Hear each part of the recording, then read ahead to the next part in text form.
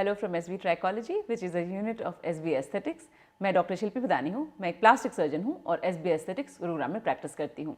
इस वीडियो में हम causes of hair loss discuss करेंगे। जो पहला और सबसे कॉमन कॉज है मेल्स और फीमेल्स में हेयर लॉस का, वो है हेरिडिटरी फैक्टर्स। मतलब जो जीन्स पेरेंट्स से बच्चों में आते हैं, वो हेयर लॉस के जीन्स अगर ट्रांसफ़र होते हैं बच्चों में, तो उनमें भी हेयर लॉस जैसे कि पेरेंट्स में हो रहा है वैसा ही ट्रांसफ़र होता है। तो इसको एंड्रोजेनिक एलोपेशिया भी कहते हैं। फीमेल्स और मेल्स दोनों में ही कॉमन है और मोस्ट कॉमन कॉज है एक्चुअली ये हेयर लॉस का। इसमें यूजुअली जो पैटर्न होता है वो फीमेल में फीमेल पैटर्न हेयर लॉस है और मेल्स में मेल पैटर्न हेयर लॉस है। मेल्स में डेफिनेटली हेयर ट्रांसप्लांट इसका सोल्यूशन है और फीमेल्स में भी हम बहुत सारे केसेस में हेयर ट्रांसप्लांट कर सकते हैं। एडवांसिंग एज एक इम्पॉर्टेंट रीज़न है हेयर लॉस का, क्योंकि आप जैसे जैसे आपकी उम्र बढ़ती है वैसे वैसे आपके हेयर फॉलिकल्स कमज़ोर होते हैं और उनकी ग्रोथ भी धीरे धीरे कम हो जाती है। जो तीसरा इंपॉर्टेंट कॉज है वो है एलोपेशिया एरियाटा। एलोपेशिया एरियाटा बेसिकली एक ऑटो इम्यून कंडीशन है। ऑटो इम्यून का मतलब है कि आपके बॉडी के अपने ही सेल्स उनके अपने ही हेयर फॉलिकल्स को डिस्ट्रॉय करने लगते हैं और धीरे धीरे एक पैच ऑफ बॉल्डनेस हो जाता है। ये यूजुअली रिवर्सिबल है, लेकिन इसमें कभी कभी बहुत लंबे टाइम तक हेयर लॉस फेस करना पड़ सकता है और ट्रीटमेंट की ज़रूरत होती है। जो दूसरा कॉज है कॉमन कॉज हेयर लॉस का, वो है स्ट्रेस। या तो वो फिजियोलॉजिकल हो या और भी किसी तरीके का स्ट्रेस हो। जैसे प्रेगनेंसी भी एक तरीके का स्ट्रेस है, इसलिए बहुत सारी फीमेल्स प्रेगनेंसी में भी या प्रेगनेंसी के बाद लैक्टेशन के दौरान हेयर लॉस फेस करती हैं।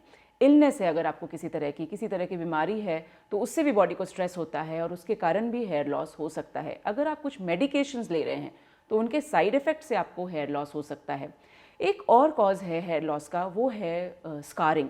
ये स्कारिंग किसी इन्फेक्शन के बाद हो सकता है या फिर बर्न के बाद हो सकता है, तो इसको स्कारिंग एलोपेशिया कहते हैं। और इससे भी जब स्कार्स हो जाते हैं, कभी कभी स्कार्स इतने डीप होते हैं कि उस जगह पे हेयर बिल्कुल नहीं आता, या फिर पैची हेयर ग्रोथ भी हो सकती है। जो और इम्पॉर्टेंट कॉजेज़ हैं हेयर लॉस के, उसमें हार्मोनल इम्बैलेंस एक इम्पॉर्टेंट कॉज है।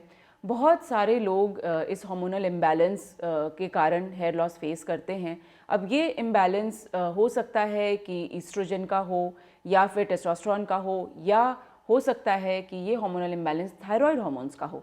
तो डेफिनेटली हार्मोनल इम्बैलेंस भी एक बहुत इंपॉर्टेंट रोल प्ले करता है हेयर लॉस के कॉजेज़ में। और एक और जो इम्पॉर्टेंट कॉज है हेयर लॉस का, वो है हेयर स्टाइलिंग। मतलब अगर आप कोई हेयर स्टाइलिंग प्रोडक्ट्स यूज़ कर रहे हैं, जैसे कि हेयर स्ट्रेटनिंग के लिए कुछ यूज़ कर रहे हैं, या फिर हेयर कलर आप बहुत फ्रीक्वेंटली करवाते हैं, या फिर हेयर स्टाइलिंग इस तरीके की कर रहे हैं जैसे कि बहुत टाइट पोनीटेल्स बांधना, तो उससे भी एलोपेशिया होता है। और इस पर्टिकुलर एलोपेशिया को हम ट्रैक्शन एलोपेशिया का भी नाम देते हैं। जो लास्ट कॉज है जो मैं डिस्कस करना चाहूँगी यहाँ पे, वो है कीमोथेरेपी रिलेटेड हेयर लॉस। मतलब अगर कोई कैंसर ट्रीटमेंट करवा रहे हैं कोई पेशेंट्स और कीमोथेरेपी उनको चल रही है, तो उसके कारण बहुत रैपिडली वो ये फेस करते हैं कि उनके बहुत सारे बाल, और हो सकता है कि सिर्फ स्कैल्प के ही नहीं बॉडी के हेयर भी लॉस हो जाएं। तो ये important causes of hair loss मैंने इस वीडियो में डिस्कस किया। I hope this video is helpful to you कि आप अगर किसी तरीके का हेयर लॉस फेस कर रहे हैं तो वो किस कैटेगरी में आता है, और डेफिनेटली ट्रीटमेंट सारी कैटेगरीज़ का पॉसिबल है। आप अपने हेयर लॉस से रिलेटेड सवाल कमेंट बॉक्स में हम तक पहुंचा सकते हैं। आप हमारे फ़ोन नंबर्स पे कॉल भी कर सकते हैं।